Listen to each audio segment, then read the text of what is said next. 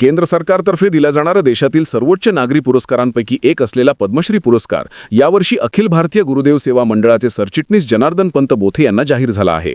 या घोषणेमुळे संपूर्ण विदर्भासह अमरावती जिल्ह्याच्या शिरपेचात मानाचा तुरा रोवला गेला असून राष्ट्रसंत तुकडोजी महाराजांच्या विचारांचा आणि कार्याचा हा मोठा गौरव मानला जात आहे।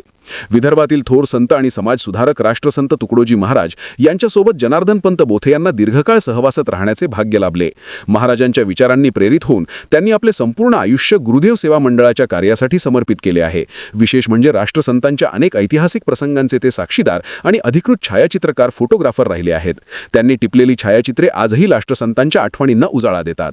पुरस्काराची घोषणा झाल्यानंतर आपली प्रतिक्रिया देताना जनार्दन पंत बोथे भावूक झाले। ते म्हणाले की हा पुरस्कार म्हणजे माझ्या एकट्याचा सन्मान नसून राष्ट्रसंत तुकडोजी महाराजांच्या महान कार्याचा हा गौरव आहे।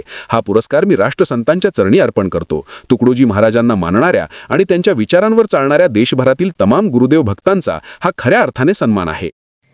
हा पुरस्कार तर खरं म्हणजे राष्ट्रसंत तुकडोजी महाराजांच्या कार्याचा हा सन्मान आहे, प्रस्ताव आहे। राष्ट्रसंत तुकडोजी महाराजांचं कार्य देशभरात नाही जगभरात होतं आणि त्या कार्यामध्ये आम्ही सगळे प्रचारक मंडळी जेवढी सेवा मंडळाची होती ती सगळी त्या प्रचारकाच्या हा सगळ्यांचा सन्मान आहे असं मी आजच्या घडीला समजतो।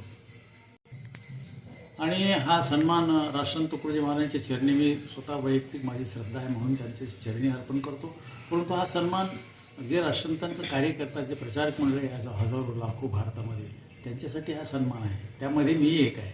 मला एकट्याला मिळून आमच्या सर्वांना हा सन्मान मिळालेला असं मी समजतो।